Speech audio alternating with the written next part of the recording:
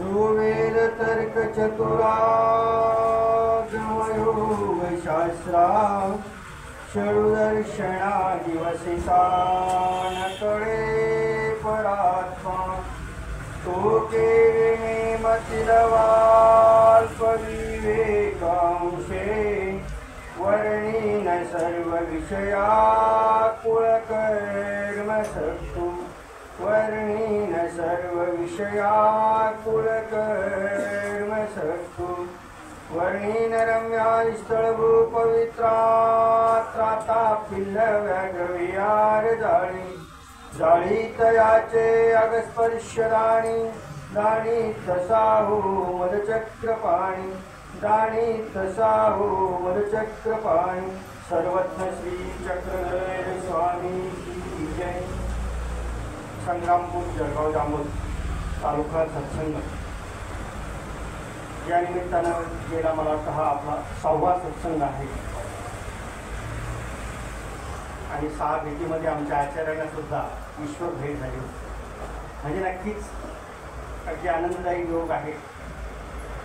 आणि आज आपण सर्वजण या ठिकाणी श्री दत्त मंदिर जामोद मंदिराबद्दलची माहिती मगाशी मिळत असताना मिळाली की अगदी खूप परंपरेनं आणि जुन्या परंपरेपासून चालत आलेलं अगदी कितीतरी वर्षापूर्वी या मठाची या मंदिराची निर्मिती झाली. आणि म्हणून अशा एका या पवित्र ठिकाणी येण्याचा तुम्हाला सर्वांच्या सहयोगातून योग आलेला आहे. जीवनामध्ये आपण मागचा विषय आपल्याला कंटिन्यू करायचा आहे. आपल्या मागच्या सत्संगाला ते ठरलेलं आहे. आणि म्हणून नामस्मरण या विषयावरती आपला प्रकाश टाकण्याचा झोप चालू होता. नामस्मरण करण्याकरता चतुर्विध दुःखाची गरज आहे. ती चतुर्विध दुःख आपण क्रमाक्रमाने पाहणार आहोत. आणि म्हणून आज या ठिकाणी या सत्संगाच्या निमित्तानं प्रमुख उपस्थिती म्हणून त्यांची लाभली असे परमपूज्य आदरणीय श्री सचिन दादाजी उद्बोधक असं त्यांनी संस्कार आणि कुसंस्कारावर आपल्याला मार्गदर्शन केलेलं आहे. त्याचप्रमाणे या संपूर्ण गावाला खऱ्या अर्थाने गेल्या अनेक वर्षापासून मला वाटतं 10 ते 12 वर्ष बाबांचं सन्निधान किंवा दामोदरांना लाभतं आहे. असे या मंदिराचे व्यवस्थापक संचालक परमपूज्य परमादरणीय श्री दादाजी, त्याचप्रमाणे पूजनीय श्री गुणवंत मुनी दादाजी, पूजनीय श्री राजधर मुनी दादाजी, पूजनीय श्री आमचे दिगंबर मुनी दादाजी आंबेकर आणि उपस्थित तुम्ही सर्व वाचले माता बंधू आणि बहिणींनी. जीवनामध्ये परमेश्वर कळणं आणि परमेश्वराची भक्ती कळणं हे अधिकाराशिवाय घडत नाही. वास्तविकामध्ये आमच्या एनकेटरने तुम्हाला खूप असं सुंदर प्रबोधक या शब्दामध्ये खऱ्या अर्थानं तो अधिकार सांगितला की जीवाला ही प्रत्येक गोष्ट मिळण्याकरता अधिकाराची गरज आहे. परमेश्वर मार्गाची जोड मिळण्याकरता सुद्धा अधिकार लागणार. परमेश्वर मार्ग दिसण्याकरता अधिकार लागणार.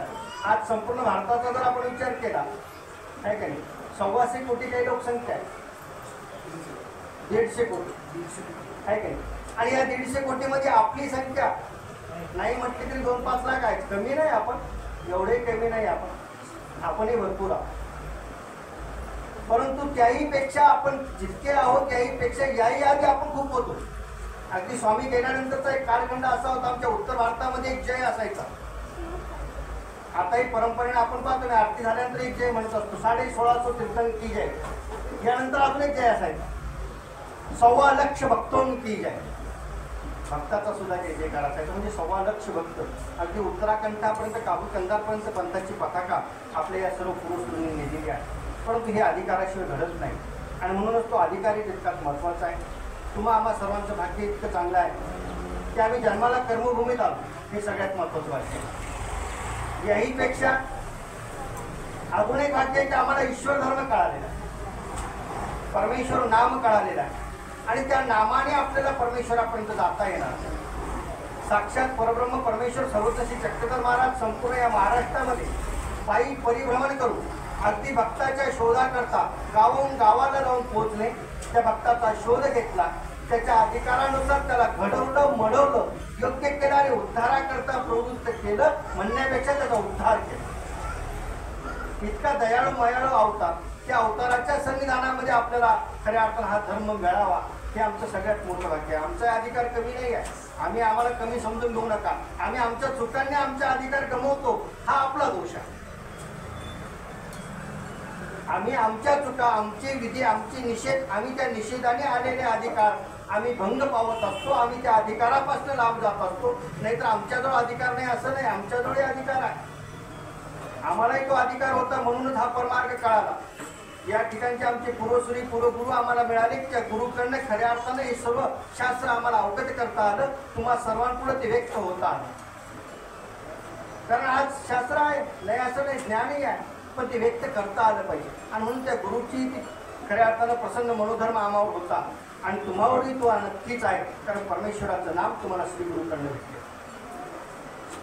पहा तुम्ही, आपण म्हणतो ना प्रातस्मरणीय, माझे श्री गुरु प्रातस्मरणीय म्हणतो आम्ही. प्रातस्मरणीय म्हणजे काय? सकाळच्या वेळी श्री गुरूंना आठवायचं आहे की माझ्या श्री गुरूंमुळे खऱ्या अर्थानं मला माझा ईश्वर कळालेला आहे, माझा परमेश्वर मला भेटलेला आहे. त्या श्री गुरुला आम्हाला सकाळच्या वेळेला आठवायचं आहे, ज्या वेळेला देवाला आठवायचं आहे. आपण मागच्या निवाण्याच्या सत्संगामध्ये पाहिलं होतं की देवाला कुठल्या वेळेला आठवायचं आहे? ब्रह्ममुहूर्तात आठवायचं. पहाटे 3 ते 6 ही जी वेळ आहे, हा ब्रह्ममुहूर्त आहे. या वेळेला परमेश्वराचं या जीवमात्रांकडे लक्ष आहे. आणि त्यावेळेला जर आपण परमेश्वराची आठवण केली तर परमेश्वराला दोष अधिक होणार आहे. याहीपेक्षा आमचा उद्धरणाचा अधिकार उद्रेकत होणार. आम्हाला परमेश्वराकडे जाता येणार. परमेश्वर नामस्मरण काही निष्काम भावनेनं असलं पाहिजे. इथं तर आम्ही आमच्या सकामता लावलेली आहे की माझी प्राप्ती व्हावी, ही सकामता आहे. पण ही सकामतेतूनच आपण निष्कामतेकडे जाणार आहोत. आणि म्हणून निष्काम भावनेनं त्या ईश्वराची आठव करण्याची जी वेळ आहे ती सकाळची आहे, ती ब्रह्ममुहूर्ताची वेळ आहे. की ज्यावेळेला जोगेश्वरीला सर्वत्र आमच्या बाईसांना म्हणतात, बाईसा म्हणतात, बाबा आम्ही बाबाचे चिंतू, बाबा काहीशी ते चिंतित. आम्ही बाबाचं चिंतन करतो. तुम्ही सुद्धा ध्यान बघणार, तुम्ही सुद्धा स्मरण असतात, तुम्ही कशाचं चिंतन करतात? तर देवाने सांगितलं, बाई हे सगळे जीवाचे चिंतन. तिथं नाही सांगितलं मी माणूभावांचं चिंतन करतो, जे बाबा लोक आहेत त्यांचं चिंतन करतो, नाही सांगितलं. सगळे जीवाचे चिंतन. सगळे जीवाची चिंतन या शब्दाचा अर्थ काय आहे? सकळ या सृष्टीमध्ये जे जन्माला आलेले जीव आहेत, मग किती जीव आले ते जन्माला? 4 वाणी 4 खाणी जन्म आले जेतुले प्राणी आहे का नाही? 4 खाणीमध्ये इथे जीवाचा जन्म होता. जारज, अंडज, स्वेदज आणि उद्भिद. जारापासून जन्माला येणाऱ्यांची संख्या 21 लाख आहे का नाही? शेळ्या, बकऱ्या, मेंढ्या, गाई हे जारापासून जन्माला. अंडच, अंड्यापासून जन्माला येणाऱ्यांची 21 लाखाची येऊन आहे. स्वेदज, स्वेदापासून जन्माला येणाऱ्याची 21 लाखाची येऊन आहे. जारज, अंडज, स्वेदज आणि उद्भिद. आता सध्या आपला तोच उद्योग चालू पाहत नाही. आपली संख्या कमी होण्याचं कारण काय झालं? पेरणी चालू आहे. उद्भिद म्हणजे बी लावणे. असे या वृक्षांच्या ज्या जाती आहेत त्या 21 लाखाच्या आहेत. आता 21चे 4 भाग झाले, किती झाले? 84 लाख. 84 लाख योनीमध्ये झालेल्या हे जी जीवात्म्या आहेत, ही जी सृष्टीमध्ये आलेली जीवात्म्या आहेत, या जीवाचं चिंतन करतो. मग ते नरकामध्ये असतील त्यांचंही आहे, मग त्यातल्या काही नरक योनी आहेत, त्या नरक योनीच्या जीवाचं चिंतन देवाचं चाललेलं आहे की हा त्या नरकातनं कधी बाहेर येईल. कारण इथं परमेश्वराचा अवतार घेण्याचा उद्देशच त्या करताय. या जीवाचा उद्धार करण्याकरता परमेश्वराने मनुष्य वेशामध्ये अवतार घेतलेला आहे. आणि म्हणून तो जीवात्मा त्या नरक योनीत जरी असेल, त्याच्या कर्मबधर्म संयोगाने तो त्या नरकाची जोड जोडत असेल, इकडे गेला असेल तर त्यातही त्याला बाहेर काढायचं आहे, त्या दोषातही बाहेर काढायचं आहे आणि आपल्याकडे न्यायचं आहे. म्हणून त्याचंही चिंतन चाललेलं आहे, सर्वांचं चिंतन चाललेलं आहे. आणि मग अशा वेळेला ज्या वेळेला परमेश्वर आम्हाला आठवतो त्यावेळेला आम्ही परमेश्वराला आठवलं पाहिजे, त्यावेळेला आम्ही नामस्मरण केलं पाहिजे. नामस्मरणाचं महत्त्व मी तुम्हाला मागच्या संगत सांगितलं की नामाने आपल्याला नामाचा अभिमान किती आहे? घुगऱ्या घेऊन वाटलेलं आपलं नाव आहे की नाही? आहे की नाही? घुगऱ्यात वाटत ना नाव ठेवतात, पण त्या नावाचा अभिमान आम्हाला खूप आहे. मग हे ईश्वराने तर जीवाच्या उद्धाराकरता अव्यक्तामध्ये स्वीकारलेलं नाम आहे. मग या नामाचा ईश्वराला किती अभिमान असेल? आणि म्हणून त्या नामाचं नामस्मरण जर आम्ही केलं तर ईश्वराला नक्कीच आपलाही दोष येणार आहे आणि ईश्वर आपल्याला उद्धाराच्या दिशेने नेणार आहे. ते नामस्मरण आपल्याला करत असताना चतुर्विध दुःखाची निर्मिती आपल्यामध्ये असली पाहिजे. चतुर्विध दुःख आपण केलं पाहिजे. त्यातले 2 दुःख मला वाटतं आपण मागच्या पाहिजे होते नाही, एकावर जास्त बोललो, पण 2 सुरुवात कशी आहे? निर्वेद, अनुताप, अनुशोच, आत्म अशी सुरुवात आहे. त्यातला निर्वेद राहून गेला होता, तुम्हाला काल मागच्या स्पष्ट करायचा. अनुतापच झाला आपला. आपण अनुतापावरच जास्त बोललो, पण त्यातला सुरुवातीचा दुःख आहे ते निर्वेद. म्हणजे आयुष्यातील किंवा पूर्वजन्मीचे आपले जे काही दोष असतील, आपले जे काही दुष्कर्म असतील, आपले जे काही पाप असतील, याचं सुद्धा आपण निर्वेद केला पाहिजे. निर्वेद हे दुःख आपलं मागच्या वेळेला स्पष्ट झालं पाहिजे होतं. बोलण्याच्या ओघात मी अनुतापावर परत बोललो आणि म्हणून निर्वेद सुद्धा तितकाच महत्वाचा आहे. पहा तुम्ही, आपल्याला आपलं मागचं आठवत नाही, काही नाही आठवत, म्हणूनच आपण सुखी आहोत. आठवलं असतं तर आपण सुखी राहिलो नसतो. मला जर आठवलं मी मागच्या जन्मात डुक्कर होतो तर मी इथं बसेल का? नाही बसणार, तुम्ही बसणार नाही. मागचं आठवत नाही म्हणून सुखी आहोत. ही सुद्धा ईश्वराची कृपा आहे आपल्यावर. मागचं सगळं पुसून टाकलं त्याने आपलं, नाही तर आपल्याला आठवत नाही, पण मागचं आपल्याला बरंच आठवतं. तो मला मागच्या वेळेस असा बोलला होता हे आठवतं, ते सोडतच नाही आपण. इथं आल्यानंतर सोडत नाही, पण मागच्या जन्माचं नाही आठवत आपल्याला. काय माहिती काय आणलंय, काहीतरी सत्कर्मही आपण आणलेले आहेत, काही दुष्कर्मही आपण आणलेले आहेत.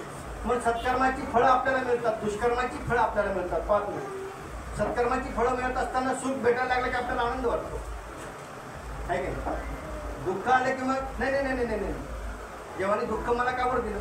मग सुख घेताना नाही म्हटलं तू देवाला देवाने सुख मला का दिलं म्हटलो का आपण? नाही म्हणत. हा जो निर्वेद आहे, हा निर्वेद सुद्धा स्मरणाच्या वेळेला आपला असला पाहिजे की हे परमेश्वरा, तुझी कृपा इतकी आहे, तुझी दया इतकी आहे, तुझी मया इतकी आहे, तू दयाळू आहेस, मयाळू आहेस, कृपाळू आहेस, कनवाळू आहेस. तुझ्या कृपेमुळे, तुझ्या दयेमुळे खऱ्या अर्थानं मला हा मनुष्य जन्म भेटला नाही, मला तुझं नाम भेटलेलं आहे. मी माझ्या पूर्व आयुष्यामध्ये जोडलेली जी जोड होती त्या जोडाने मला तू भेटला, पण आता तरी ही भेटलेली संधी दवडू नये. हा निर्वेद आपल्यामध्ये असतात. अनुताप आपल्यामध्ये असला पाहिजे की आता तरी माझ्याकडनं अनुशोच आपल्यामध्ये असला पाहिजे. 3 नंबरचं दुःख आहे अनुशोच. अनुताप आपण मागच्या वेळेला पाहिला. जोगऱ्याचा जो अनुताप होता तो कसा आहे? जोगऱ्याचा अनुताप मला वाटतं तुम्ही मागच्या बरेच त्याचे नव्हते, आहे का नाही? चक्रपाणी महाराजांच्या सन्निधानामध्ये जोगरा नावाचा भक्त, हा जोगरा जो होता, ह्या जोगऱ्याचा एक 4-5 लोकांची टोळी एकत्र करून लूटमारीचा याने व्यवसाय आपला सुरुवात केला. त्या टोळीचा हा प्रमुख आहे की नाही? आणि हा टोळीचा प्रमुख असल्यामुळे त्या टोळीला यांनी काम लावून टाकलेलं होतं की धन लुटून आणायची, गावं लुटून आणायची, घरं लुटून आणायची, स्त्रियांना जे असेल तिथून धनाची लुटमार करून आणायची बस. आणि मग ती जी टोळी होती 10-5 लोकांची, ही पुढे जायची, गावाच्या गाव लुटायची, आलेले पैसे याच्याजवळ यायचे आणि यातनं हा सगळ्यांचे वाटे करून टाकायचा. असा प्रमुख होता, सरदार होता. बऱ्याच दिवस त्याचा हा सगळा उद्योग चाललेला होता, परंतु जीवनामध्ये एक टर्निंग पॉईंट ठरलेला असतो. कुठेतरी तो परमेश्वराच्या जवळ किंवा त्याच्या त्या दुःखापासून, त्याच्या त्या दुष्कर्मापासून सुटण्याची वेळ आलेली असते. पहा तुम्ही, वाल्मिकीच्या जीवनामध्ये आली होती ना, वाल्याचा वाल्मिकी झाला. वाल्मिकी ऋषींच्या जीवनात सुद्धा हीच वेळ आलेली होती. एक कालखंड होता की किती 7 राजनं येणाऱ्या वाटसरूंच्या वाटमाऱ्या करून, त्यांचे खुना करून 7 राजनं खड्याने भरून ठेवलेली होती. नारद मुनींची भेट झाली. पहा तुम्ही, संत दर्शनाचा फायदा एवढा मोठा आहे. सत्संगाला आल्यानंतर ज्ञानच भेटतं असं नाही, संतांचं दर्शनही घडतं आणि त्यातनं फायदाही होतो. वाल्मिकी ऋषींचा फायदाही झालेला आहे वाल्याकोड्यांचा. नारद मुनींची भेट झाली आणि त्यांनी सांगितलं, हे 7 राजनं जे भरले ते कशा करतात? तेव्हा माझ्या प्रपंचा करतात. मग तुझ्या या पापाचे वाटेकरी कोण कोण आहेत ती कथा तुम्हाला सगळ्यांना पाठ आहे. तसंच या जोगऱ्याच्या जीवनामध्ये सुद्धा एक अशीच कलाटणी भेटली. एक वेळेला याला सहज वाटलं की आपण जावं. गेलेली ही जी टोळी आहे ही नेमकं करते काय आहे म्हणून ते शोधावं. आणि ते शोधण्याकरता ज्याचा पाठीमागनं निघाला ती टोळी नेमकी 1-2 गावात लुटमार करून पुढे गेली. हा घोड्यावरनं पाठीमागनं येतो आहे आणि याने आल्यानंतर ते विदार दृश्य पाहिलं. आई लेकराची ती ताटाटूट पाहिली. धनाकरता असेल, वैभवाकरता असेल ती चाललेली रडारड पाहिली. आणि ते सगळं पाहिल्यानंतर हा मनामध्ये कळवळायला लागला की नेमकं हे केलं कुणी? एका ठिकाणी त्याच्या आईच्या त्या कलेवरावरती ते लहान लेकरू रडत पडलेलं आहे. आणि मग हा खाली उतरला आणि त्या गर्दीमध्ये जाऊन त्याने विचारपूस केली, हे केलं कुणी? ते सांगितलं, अहो कोणी जोगरा आहे, त्याची माणसं आली होती, त्यांनीच आम्हाला लुटलं. आणि मनामध्ये कालवेल झाली, अरे मीच जोगरा. याने पट दिशी त्या घोड्यावरनं परत धाव घेतली, समोर गेलेल्या टोळीला थांबवलं. त्यांना सांगितलं, अरे तुम्ही काय करता? तुम्हाला मी काय खून करायला लावलेत का? तुम्हाला काय गावं लुटायला लावले? फक्त धन आणायला लावलं? मग खून थोडी सांगितली होती. त्यांनी सांगितलं, बाबा धन देणार कोण आहे? मारल्याशिवाय कोणी पैसा सोडायला तयार नाही. आज सहजासहजी कोणी देणार आहे का? पहा तुम्ही खिशातले 10 रुपये काढून घ्यावर कोणी देतं का? कोणी नाही. ते म्हणजे सहजासहजी कोण देणार आहे? मारपीट करावी लागणार आहे, लूटमार करावी लागणार आहे, त्यांना मारावं लागणार आहे.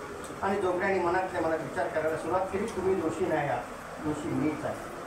ब्राह्मणांकडे गेला, निबंध काढला आणि निबंध काढल्यानंतर या जोगऱ्यांनी त्या निबंधामध्ये निघाल्यानंतर या जोगऱ्यांनी सांगितलं याच्याकरता प्रायश्चित्त काय आहे? मी केलेली ही जी चूक आहे फार मोठी चूक आहे, फार मोठा दोष आहे. या दोषामुळे मला देव तर भेटणारच नाही, पण माझ्या जीवनामध्ये मी कधी उद्धरू शकणार नाही. मी अनेक लोकांना मारलेले, आजच नाही कितीतरी वर्षापासून चाललंय, आज मला आठवलं हे सगळं. आणि म्हणून त्याच्या जीवनात आलेला तो कळाचा क्षण होता. त्यावेळी त्या निबंधामध्ये निघालं, ज्या तोंडाने ही आज्ञा केली असेल ती तोंड कांकरे शिवावं. एकाही क्षणाचा विचार केला नाही, लगेच संभाराच्या घरापर्यंत पोहोचला. ज्या तोंडाने आज्ञा दिली होती ते तोंड कांकरेने शिवून काढलेलं आहे, फक्त शिवून टाकलं आणि द्वारावतीच्या दिशेने जात. त्या निबंधातले भेटलेल्या आज्ञेप्रमाणे जोगऱ्याचं आपलं आचरण चालू झालं. तोंड आपली कांकरेने शिवून टाकलं आणि द्वारावतीच्या दिशेने प्रवास चालू झाला. मनामध्ये ते इच्छा ते विकल्प चाललेले होते. आपण केलेले जे दोष आहेत त्या दोषापासून आपण सुटलोच पाहिजे. तोंड बंद आहे म्हणजे खाणं पिणं बंद आहे, बोलणं बंद आहे आणि द्वारकेच्या दिशेने चाललेला प्रवास. द्वारावतीच्या जवळ आला, द्वारकेच्या जवळ येऊन पोहोचला आणि पोहोचल्यानंतर ती ग्रामदेवता स्वप्नामध्ये आली. आलेल्या ग्रामदेवतेने स्वप्नात सूचना करून टाकली की पुढे कुचिकी असं नसेल तया गोसाव्यासी भेटा. पुढे कुचिकी म्हणजे उंटाची जी अशी खोलगट असा भाग असतो ना, असा खूप आहे खोलगट, त्याच्यामध्ये आमच्या श्री चांगदेवराव गोसावीचं आसन आहे. तिथं जे पुरुष आहेत त्यांना भेट. तुझ्या पापाचं नक्की प्रायश्चित होणार आहे, तू केलेल्या प्रायश्चितात नक्की तू सुटणार आहे. स्वप्नात ती सूचना होती, मिळालेलं सूचक होतं. सकाळी जाऊन पाहतो द्वारावतीच्या काठावर आमच्या श्री चक्रपाणी महाराजांचं वास्तव्य आहे. हे ज्या तुमचं स्वच्छतेचा महामंत्र चालू आहे ना, हा 9व्या शतकात चालू झालेला आमच्या श्री चक्रपाणी महाराजांनी सुरुवात केलाय द्वारावतीला. पहा तुम्ही, आम्ही मानव आहोत फक्त, बस आम्हाला आमच्या घटना पाहत नाहीत. आम्ही आमचे प्राथमिक विधी सुद्धा माहिती करून घेतलेले नाही. ती माहिती असणं गरजेचे आहे. आमच्या पंथाचं ज्यावेळेस आम्ही या पंथाच्या अवधी सांगू त्यावेळेस आम्हाला आमच्या पंथाच्या अनेक घटना आपल्याला अशा माहिती पाहिजे की ज्या घटनेमुळे खऱ्या अर्थानं आम्ही मानव असण्याचा अभिमान आम्हाला वाटला नाही. आता शासनाने खूप गाजवलं होते गाडगे बाबांच्या नावाने, पण हे स्वच्छता अभियान चालू झालंय कधी? 9व्या शतकात. आमचे तिसरे अवतार द्वारावतीकार श्री चक्रपाणी महाराजांनी स्वतः हातात खराटा घेतलेला आहे, सूप घेतलेला आहे आणि द्वारावतीच्या त्या गल्ल्या गोद्या बिद्र्या झाडायच्या, गोमतीमध्ये नेऊन टाकायच्या. सुपेनी मार्ग खराटेने विद्या, त्यांची लीळा. तिथं श्री चक्रपाणी महाराजांचं वास्तव्य आहे. हा जोगरा श्री चक्रपाणी महाराजांना जाऊन भेटला आणि त्यांनी उसवायला लावलं. कोण उसवलं आणि उसवल्यानंतर तो देवाशी बोलतो, म्हणजे जी माझे पाप संपलेत का? द्वारावतीकारांनी सांगितलं नक्कीच सगळं संपलं, तुझं काहीच राहिलं नाही. ते म्हणजे नाही राहिलं, कसं ओळखू मी? तिथं तर त्याला बोध दाखवतो झालं, बोध संक्रमण चक्रपाणी महाराजांकडनं झालेलं आहे. आणि मग चक्रपाणी महाराजांनी त्याला सांगितलं की तुला आता येणाऱ्या जी आषाढ अमावस्या आहे त्या अमावस्येच्या दिवशी जर द्वारकेचे कळस दिसतील, कारण माणसाला दिसल्याशिवाय दृष्टिगोचर झाल्याशिवाय कळत नाही, द्वारकेचे कळस दिसतील तर त्यावेळेला तुझं पूर्णता तू पूर्ण निरामय झालेला आहे आणि त्याला अप्रोक्षाची सुद्धा झेल निघाली, तुझं बोधही त्याला झाला. आणि मग अशा रीतीनं त्या जोगऱ्यांनी स्वतः अनुताप केला, अनुदग्ध झाला, प्रायश्चित्त केलं आणि त्या दुःखातनं तो स्वतःला मुक्त करून घेतलेला आहे. हे आपल्याला अनुताप्त होता आलं. हे परमेश्वरा, मी अनेक जन्म वाया घातलेले आहेत, माझा हा पहिलाच जन्म आहे असं नाही, मी अनेक जन्मात आलेलो आहे. राट गाडगीप्रमाणे मला तुझं नावही कळालं असेल, तुझा मार्गही कळाला असेल, तुझा परमार्गही मला समजला, तुझं नावही मला समजलं, क्रिया करावी असंही मला वाटत होतं. पैसा होता पण क्रिया मी करू शकलो नाही. अनेक गोष्टी मला कळत गेल्या. असं आपल्या त्या स्मरणाच्या वेळेला अनुतप्त होत आलं. त्यावेळेस आपल्या अधिकारामध्ये वृद्धिंगतता होणार आहे, त्यावेळेस आपला अधिकार वाढणार आहे, त्यावेळेस आपल्याला देव कळणार. अधिकार असाही वाढत नसतो, अधिकार आपल्याला वाढून घ्यावा लागतो. अधिकारची वृद्धिंगतता आपल्याला करावी लागत असते. आपल्याला मिळालेली एक संधी असेल ना, त्या संधीचं सोनं करणं आपल्या हातात आहे. आपण जर त्या संधीचं सोनं केलं तरच खऱ्या अर्थानं होणार आहे. आणि म्हणून त्या दुःखामधलं पहिला दुःख होतं निर्वेद, दुसरं होतं अनुताप आणि तिसरं दुःख आहे अनुशोच. पुढील सांप्रदायिक सृष्टीमध्ये मला किंवा इथून पुढच्या ज्या जीवनामध्ये माझ्याकडनं कुठला निषेध घडवू नये, जास्तीत जास्त विधी घडावा. तुम्ही आपण विधी करत असताना अनेक अविधी सुद्धा आपल्याकडनं घडत असतात, आहे की नाही? स्नान करायला आलो आपण की आपल्याला फक्त स्थानावर डोकं ठेवायची घाई असते. पण त्यावेळेला आपण स्नान करता करता पट दिशी कुठेतरी आपल्या जवळच कोणीतरी वाचते काय, कोणीतरी साधू आहे याचाही विचार करते, त्याला पट दिशी पाय लावतो. मग ठेवलेल्या डोक्याचा फायदा झाला का पाय लावलेल्याचं पाप झालं? दोन्ही एकाच वेळेला झालं ना. विधी झाला ना अविधी झाला. मंदिरात गेल्यानंतर आम्ही उत्तर दिशा पाहत नाही. आता मग येणार आहे तुमच्यापर्यंत तो उपक्रम, बाबांचा छान उपक्रम आहे. त्यांनी मानवा गृहस्थ आश्रमाची आचार प्रणाली म्हणून एक छोटस पत्रिका छापलेली आहे की तुमच्या सर्वांपर्यंत पोहोचणार आहे. की अगदी प्रत्येकाने आपापल्या घरात चिटकून खऱ्या अर्थानं त्याचं प्रत्येकाने रोज एकदा तरी वाचन करावं, जेणेकरून ते वाचनातून का होत नाही आपल्या आचरणात येणार. आणि म्हणून मंदिरात गेल्यानंतर आपल्याला उत्तर दिशा विचारता आली पाहिजे की कुठे आहे, का उत्तरेकडे पाय करायचे नाही आम्ही, तर आमचे स्वामी श्री चक्रधर महाराज उत्तर आपण सांगता.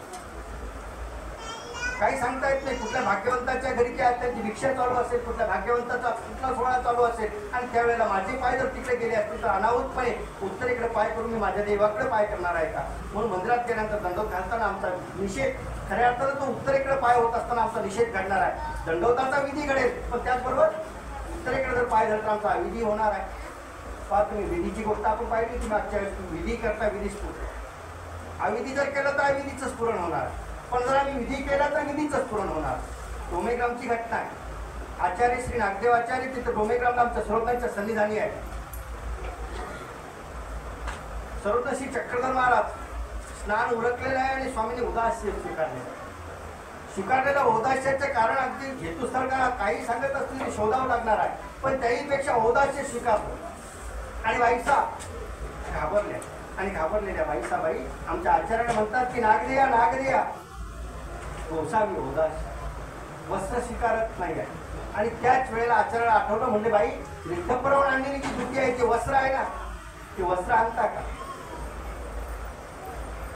श्री गोविंद प्रभू आम्हाने आमच्या स्वामींकरता पाठवलेले जे वस्त्र आहे, जी धुती आहे, ते वस्त्र मला द्या. ते वस्त्र नागदेवाचार्यांनी घेतलं आणि स्वामीच्या मठामध्ये होते, ज्या उंच मठाच्या पाठीमागे स्वामी होते त्या मठामध्ये ते गेले. त्याला आज प्रसन्न मठ म्हटलं जातात. त्या प्रसन्न मठामध्ये गेले. स्वामी तिथे बसलेले होते, अगदी पूर्ण अंगावरती कुठलाही कपडा नाही, स्नान झालेला आहे.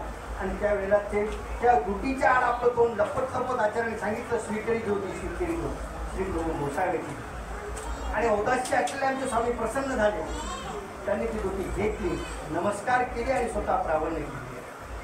म्हणजे त्या विधीमध्ये त्यांना हा विधी आठवला. स्वामींनी विचारलं सुद्धा, हे तुझे काय स्फुरले. ते म्हणजे दिदीने तुमच्याकरता हार गुंफत बसले, कारण स्वामींचा त्रिकाळ पूजा अवसर व्हायचा. पहा तुम्ही, आम्हाला 3 वेळा देवपूजा केली पाहिजे. आम्ही 2 वेळेला सुद्धा व्यवस्थित करत नाही. 3 वेळेला कधी घरी, बाबा दुपारी घरीच नसतो, कसं काय करू. खरं आहे नाही घरी तुम्ही, पण जर घरी असाल तर 3 वेळेला देवपूजा झालीच पाहिजे. आम्ही घरातनं बाहेर निघत असताना देवाला दंडवत करून निघालोच पाहिजे. आमच्या घराची देवाची विशेष आहे, त्या विशेषाचंही महत्त्व तुम्हाला सांगितलं होतं. विशेष साधा नाही आहे, त्या विशेषाच्या ठिकाणी परमेश्वराची कृपाशक्ती आहे, मायाशक्ती आहे, की परमेश्वराने या जीवाच्या कणवाळे पोटी त्या विशेषामध्ये तुमच्या आमच्याकरता संपादित करून ठेवलेली आहे. मग ते कुठल्याही अवताराचे असतील, श्री चक्रपाणी महाराजांचे असतील, श्री चक्रधर महाराजांचे असतील, श्री गोविंद बाबाचे असतील, श्री कृष्ण महाराजांचे असतील, श्री दत्तात्रय महाराजांचे असतील, पंचावताराचे विशेष आमच्या घरात आहे. निघताना आम्ही देवपूजेला दंडवत करून बाहेर निघालो पाहिजे. आपली पूर्वीची परंपरा होती, घरात बाहेर निघताना आपण मोठ्यांना सांगून जायचो ना. मग देवाला सांगितलं पाहिजे की बाबा आता माझ्यासोबत चला, म्हणजे माझ्याकडनं विधी अविधी कमी घडेल, निषेध कमी घडेल, हा अनुसूच आपल्यामध्ये असला पाहिजे. आणि म्हणून घरात निघताना आपण देवपूजा देवाला दंडवत करून निघालो पाहिजे. वापस आल्यानंतरही आपण देवपूजा केली पाहिजे. ते काय घडणार नाही, आपल्या व्यवसायामुळे नाही घडणार, पण 2 वेळेत आपल्याला घडू शकते ना. 2 वेळची देवपूजा आपण केली. देवपूजा करत असताना आपण आपल्या असण्याजवळ असलेली जेवढे विशेष आहेत त्या विशेषांची माहिती आपल्याला असली पाहिजे. माझ्या घरात 5 विशेष आहेत, 10 विशेष आहेत, ते कुठल्या अवताराचे आहेत, कुठल्या निळेचे आहेत, हे आम्हाला माहिती असलं पाहिजे. आमची देवपूजा करते, आमचं पारायण चालतं. कसं चालतं पारायण मी नेहमी सांगत असतो. आमच्या घराघरात एकच पारायण चालतं. मी मागच्या वर्षी सांगितलं तुला चालतंय का, पण तेही कसं चालतं. ओम नमो श्री गुरुदत्तम दत्तदेव आठ प्रकारच्या 8 मानाला तालुक्यात जायचं. पारायणात काय, मग तालुक्याला जायचं, पहिले तालुक्याचा विचार करा, मग पारायण करा. पारायणाच्या वेळेस, देवपूजेच्या वेळेस आपण तन मनानं किती वेळा बसायचं आहे, 20 मिनिटं 25 मिनिटं बसायचं. तेवढ्या वेळापर्यंत आपल्याला तरी ह्या प्रपंचाचा विसर पडता आला पाहिजे. तुम्ही पाहतो 20-20 मिनिटं जर तुम्ही देवपूजेजवळ तेवढा त्याग करायचं शिकलेला तो मोठा त्याग नक्की घडणार आहे. अनेक पात्र आहे तो माहीम भट्टासारखं पात्र आहे. मग अशी चर्चा करताना आमचं तर माहीम भट्टांचं नाव निघालेलं आहे. खूप मोठा त्याग आहे, खूप मोठा त्याग आहे. षडशास्त्र संपन्न विद्वान ब्राह्मण आहेत, सोपे नाही आहे. तुमचं आमचं शिक्षण किती आहे? 10वी-12वी, जास्तीत जास्त BA M.Ed बस. 6 शास्त्राचा अभ्यास झालेला आहे. प्रभाकर नावाचं शास्त्र अभ्यास नाही करता तेलंगणात जाऊन पोहोचलेले आहे की त्या काळाला माहीम भट्टासारखी विद्वान कुणीच नव्हतं. तेही संस्कृतमध्ये. आज संस्कृत आम्हाला येतच नाही, ते संस्कृतमध्ये तयार होतं. त्या शास्त्राचे विद्वान आहे. इतकंच नाही, गडगंज श्रीमंत आहे.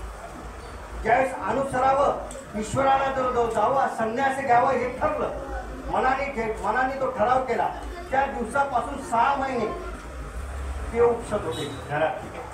पूर्वी पेवामध्ये धान्य राहायचं, अशी मार्केट नव्हती, जाऊन विकल्या जात नव्हतं तरी ते घरामध्ये पेवामध्ये भरून ठेवलेलं असेल. 6 महिने त्यांच्या घरातली पेव उपसणं चालू आहे. 6 महिने सोपं नाही, कारण ते पेव उपसण्याकरता बऱ्याच गोष्टी असतात. आता पेवच राहिलेली त्याच्यामुळे आपल्याला त्याच्या माहिती नाही, कारण ते पेव उपसण्याकरता तो दिवा लावून खाली सोडावा लागतो. खाली पूर्णतः ऑक्सिजन पोहोचल्यानंतर तो दिवा चालू असेल तर खाली उतरता येतो. 6 महिने ते सगळं चालू होतं. रोजच्या जेवणामध्ये 56 प्रकारची भाजी ताटामध्ये असायची. आज एक भाजी आणता मुश्किल आहे. 56 भाज्या होत्या त्या काळात. श्रीमंती कुठे असेल? श्रीमंतीचे लक्षण आहे तिथे. आणि ज्या दिवशी आपल्याला अनुसरायचं, ईश्वराकडे जायचं ठरलं, कारण डोमेग्रामला ईश्वराच्या भेटीनंतर बोध झालेला होता. पहिले वेद होतो, नंतर बोध होतो. ईश्वर भेटीनंतर बोध झाला की हे ईश्वर आहे, मी सामान्य आहे. हा बोध झाला. बोध झाल्यानंतर ज्यावेळेस आले आणि ज्यावेळी अनुसरणाची सर्व तयारी चालू आहे, सकाळच्या प्रातविधी करता जाऊन पोहोचलेले आहे. प्रातविधी उरकले आणि हातावरती पाणी घेतलं. पाणी घेतल्यानंतर हात धुण्याकरता घेतलेलं प्रातीचं ढेकूळ आहे. त्या ढेकळावरती 2-3 थेंब पडले. ते ढेकूळ उलगडायला लागलं. त्या ढेकळाकडे पाहून त्याने विचार केला, जसं मातीचं ढेकूळ आहे तसं माझं जीवन आहे, संपून जाणार आहे. हे 6 महिने झाले हाच उद्योग चालू आहे. याचं त्याला दे, त्याचं त्याला दे, हे वाटून टाक, ते वाटून टाक. एक दिवस कधीतरी मी संपून जाईल, मला नको आहे. आता घरी जाऊन सगळे ज्याला सांगून टाकू आणि आपण आपल्या मार्गाने निघून. परत विचार करा, घरापण जाताना जर मला सापाने खाल्लं तर माझं घरापण जाणं तरी होणार आहे. हातामध्ये असलेला तांब्या तिथंच फेकून दिला आणि त्या दिशेने ते निघाले. आता डोमेग्रामला जर गेलो तर ही नातेवाईक राहू देणार नाही. आणि म्हणून आमच्या गोसावीने सांगितलं, रिधोरा श्री गोविंदप्रभू बाबा आहे, मी रिधोराकडे जाईल. विष्णुपुराच्या दिशेने त्यांचं मार्गक्रमण चालू.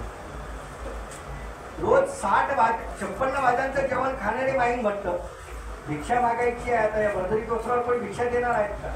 म्हणून रस्त्याने जाताना एका शेतकऱ्याकडनं त्याचं कळकट धोतर घेतलं, त्याची अंगी घेतली, स्वतःची बर्दरी कपडे त्याला देऊन टाकले. त्याचं ते कळकट मळकट उपरणं घेतलं, त्याची झोळी केली, भिक्षा मागायला सुरुवात. पहिल्या दिवशी भिक्षा मागितली. भिक्षेत आलेलं ते अन्न जेवण करायचं आहे, खायचं आहे. आणि त्याच वेळेला त्या उपरण्याला, त्या घामाचा लागलेला, त्या कळकट लागलेला उपरण्याचा तो वास यायचा. तो वास अन्नाला यायला सुरुवात. पहिला घास तोंडात टाकताना अगदी बळबळून आला. परत तशीच भिक्षा ठेवली, परत मागितलं. 1 दिवस, 2 दिवस, 3 दिवसाचा उपास. आणि तिसऱ्या दिवशी ज्यावेळेस पहिला घास पोटामध्ये गेला त्यावेळेस स्वतःच्या हाताने मागे ठोपटली. आता तो खरा मागे. एक काळ होता आमच्या माई भट्टांचा, पायामध्ये वाकी बांधलेली होती, हातामध्ये दिवसा मशाल घेतलेली होती. की गंगा तीरचे असलेले सर्व विद्वान माझ्या पायातल्या वाकीप्रमाणे आहे. हातात दिवसा मशाल घेतली होती, कारण मी ज्ञानसूर्य आहे. हा एक कालखंड होता आणि एक त्यागाचा कालखंड. पहिल्या घासाकरता 3 दिवस थांबावं लागेल, कारण सहजासहजी नाही होणार तो भिक्षेचा अन्नदा. इतकंच नाही, विठ्ठपुराला जाऊन पोहोचले आणि पोहोचल्यानंतर श्रीप्रभू गोसाव्यांचा पत्ता विचारला. कुठे आहेत आमची गोसावी?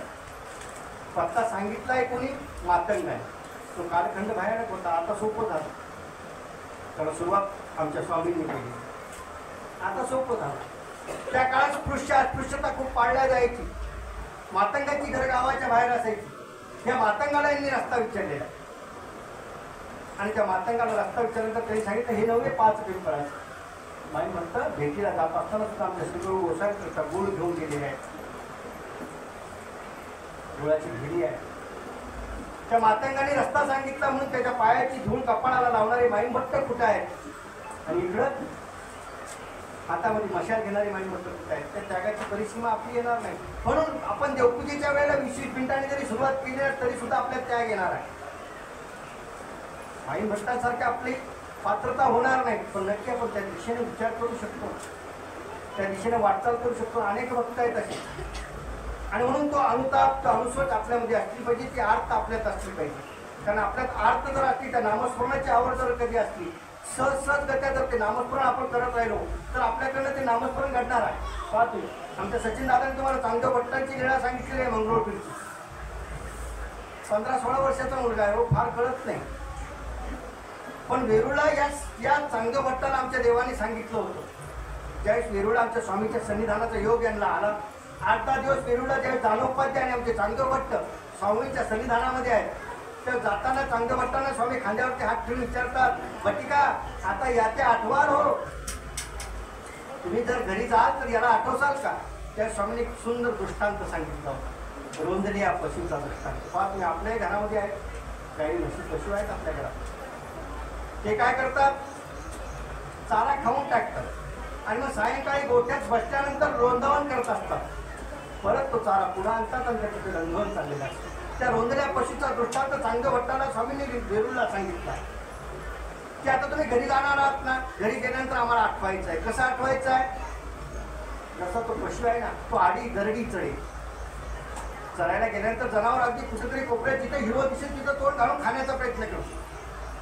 तसं आम्ही आमच्या धर्माकरता, आमच्या देवाकरता जिथं काही चांगलं भेटेल ते घेण्याचा प्रयत्न करायचा. त्याचं नाव आमच्याजवळ आलंय ना, ती आमच्याजवळ आलेलं आहे. आणि आम्ही ज्यावेळेस एकांतात राहू, आम्ही ज्यावेळेस आमच्या जागेवरती राहू, त्यावेळेस ते आठवायचं. तिथे चांगदेव भट्टाला तीच आज्ञा केली की घरी गेल्यानंतर तुम्ही हे रंगवण जसं ते पशु करतं ना, तसं तुम्ही या नामाचं, या स्मरणाचं तुम्ही खऱ्या अर्थानं मनामध्ये आठवण केला. हीच घटना त्यांनी बरोबर मंगळूर लक्षात ठेवली दुसऱ्या भेटीला. आणि दुसऱ्या भेटीला पाहत मी त्यांचा खेळ चाललेला आहे की नाही.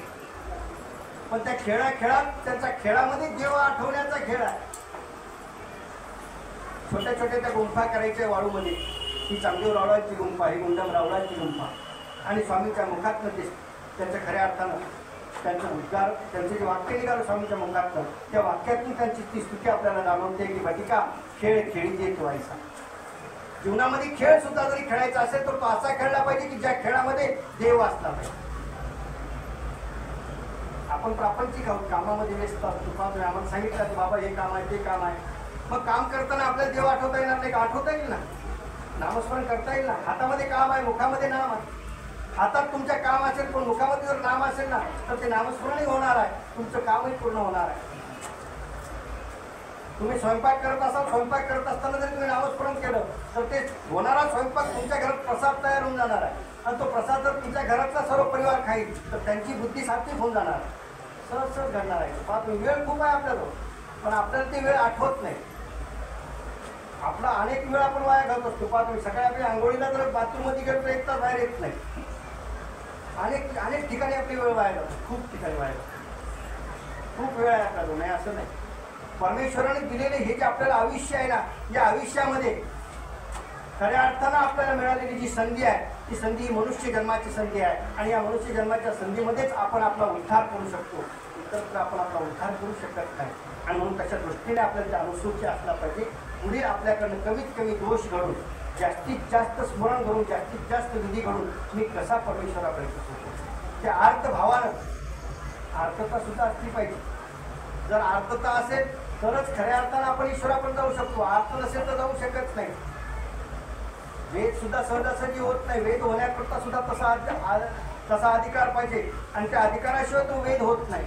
आणि म्हणून तो वेदानंतर बोध, आणि बोध झाल्यानंतर आपल्याला खऱ्या अर्थानं ईश्वर कळणार आहे. म्हणून ती अर्थताही आपल्यामध्ये पाहिजे, त्या परमेश्वराबद्दलची आवड आपल्यामध्ये पाहिजे. पाहत नाही, आमच्या श्री स्वामींची मूर्ती जितकी वेदक होती हो. जोगेश खडकोलीवरनं ज्यावेळेस एक वेळेला साधावंसाला पैठणला जायचं, आणि पैठणला साधावंसाला जायचं म्हणून सोबती कोणीतरी पाहिजे ना. एकट्या स्त्रीला कसं पाठवायचं आहे? आणि म्हणून कोणीतरी त्या राहुलचा एक राऊत आलेला आहे, कुणीतरी अधिकारी आलेला आहे. आणि आलेल्या या अधिकाऱ्याला स्वामी म्हणतात साधावंसाला की बाई या राऊताच्या समवेत जा. साधावंसाने सांगितलं, म्हणजे दीदी याच्यासोबत मदत चालवे ना. कारण साधांश स्थूळ होत आहे.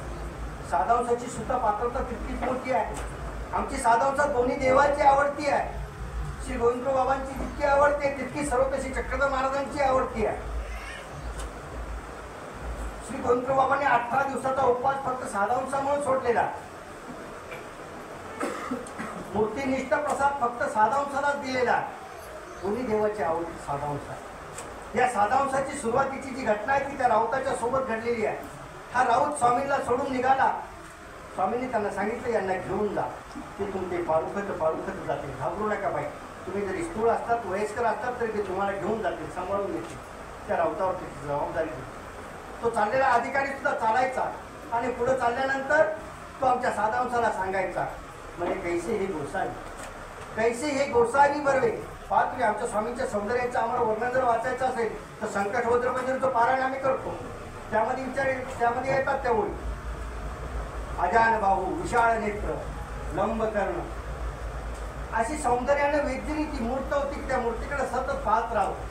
तो अधिकारी प्रत्येक पावला पावली थांबायचा आणि थांबल्यानंतर साधांशाकडे पाहायचा आणि म्हणायचा, कैसे के राहू,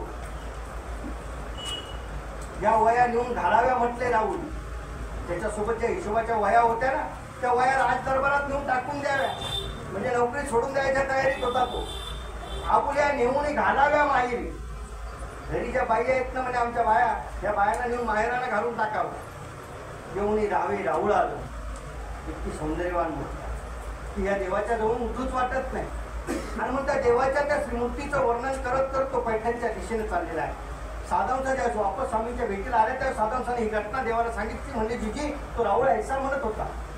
त्याचा अधिकार चालून आलेला होता, पण आलेला अधिकार फक्त वेदापुरताच होता, तो बोधात परिवर्तित झाला.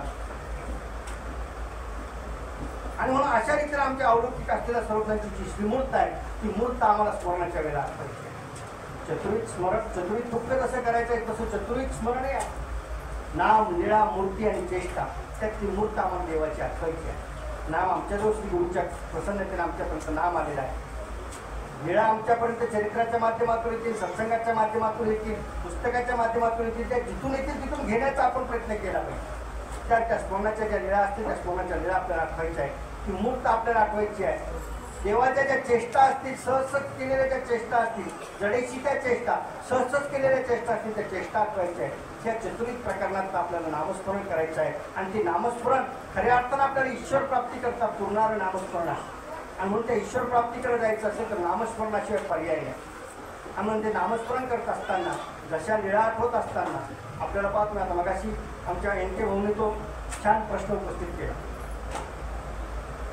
परंतु खऱ्या अर्थानं ही परंपरा मला तरी वाटतं आमच्या नागदेव आचार्यांपासून एक स्मृतीस्थळामध्ये एक स्मृती येऊन जाते. येणारा एक ब्राह्मण आमच्या आचार्यांना भट्टोवासांना म्हणतो, म्हटले भट्टो हे तुम्हा ते सर्व भट्ट भट्ट भट्ट भट्टच म्हणे की जी ऐसे कान म्हणते. तुम्ही जर या सर्वांचे प्रमुख आहात तर यांनी तुम्हाला जी म्हटलं पाहिजे ना, आदरपूर्वक बोललं पाहिजे. प्रत्येकजण भट्टच का म्हणतात? आचार्याने सांगितलं ते मीच त्यांना सांगितलं. कारण ईश्वरापेक्षा इथं कोणीच मोठं नाही.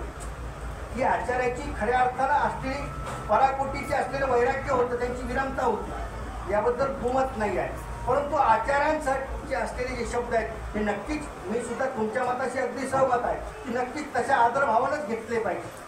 कारण त्यांची पात्रता, त्यांची योग्यता खऱ्या अर्थानं आपल्यापेक्षा कितीतरी पटीने होती. आपण त्यांच्यासोबत जर विचार केला तर आपण शून्य पण नाही आहोत, अगदी त्यांच्या पायाची धूळ पण आपण नाही आहोत. साक्षात परमेश्वराचं सन्निधान त्यांना भेटावं, साक्षात परमेश्वराच्या मुखातनं येणाऱ्या शब्दातनं त्यांना बोध घडावा, यासारख्या अधिकारातून किती मोठा. आपल्याला तर देव कळण्याकरता सुद्धा इतके वर्ष लागली. पहा तुम्ही आपण कुठं आहोत आता, हे कलियुग आहे. कलियुगात अगदी 5 वर्षात संपत आलेली आहे, 7 वर्ष 10 वर्ष संपत आलेली आहे. तो अभ्यासाचा भाग आहे, तर्काचा भाग आहे, तो जाऊ द्या. पण या कलियुगामध्ये अगदी हिनी युगामध्ये आपण आहोत. आपण याच्या आधी जन्माला आलो नाही का? मग आलो, पण आपल्याला देवही कळाला, पण आपल्याकडनं तो कळालेला देव भेटवता आलेला, आपल्याकडनं मिळालेला अधिकार, मिळालेली संधी आपण दौडत आलेलो आहोत. आणि म्हणून आता भेटलेला जो जन्म आहे, आता भेटलेली जी संधी आहे ती तरी दौडू नये. कारण हेच आमचे आचार्यश्री सांगतात येणे अवतारे जो न उद्धरे, तो हा जो पंथ आहे त्या पंथाबद्दल मी तुम्हाला सांगत होतो की हा पंथ आमचा प्रतीत पंथ आहे. इथं अनुभव असल्याशिवाय, अनुभव सिद्धता असल्याशिवाय, प्रतीती असल्याशिवाय खऱ्या अर्थानं हा धर्म स्वीकारलाही जात नाही आणि हा धर्म आपल्याकडनं पाळलाही जात नाही. आणि हा प्रतीतीचा धर्म आहे, हा विश्वास पंथ नाही. हा धर्म आम्हाला भेटला हेच खऱ्या अर्थानं आमचं भाग्य आहे आणि या भाग्यातूनच आपण त्या ईश्वर मार्गापर्यंत जाणार आहोत. आणि म्हणून बंधूंनो, बोलण्यासारखं बरंच आहे, परंतु आपण आता प्रत्येक सत्संगाला हे जे बोलणार आहोत. मागच्या वेळेला तुम्हाला सांगितलं वया आणा, मला आता काही कोणाच्या हातात वया दिसल्या नाही, कारण बरेच तुम्ही मागच्या वेळेचे नाही आहात. पण आता इथून तुम्ही जर आहात तर तुम्ही सुद्धा पुढच्या सत्संगाला कंटिन्यू येण्याचा प्रयत्न करा. आणि आपण हे सर्व टिपणं काढणार आहोत आणि काढलेल्या टिपणातनं मोजके प्रश्न या ठिकाणी विचारले जातील आणि त्या प्रश्नातून तुम्हाला इथं बक्षीस सुद्धा भेटणार आहे. तोही विचार करू नका की नुसते विचारतील का, पण त्या बक्षिसापेक्षा तुमच्या ज्ञानात भर पडावी हीच अपेक्षा आहे. नक्कीच तुम्हा सर्वांचा सहवास असाच घडत राहावा.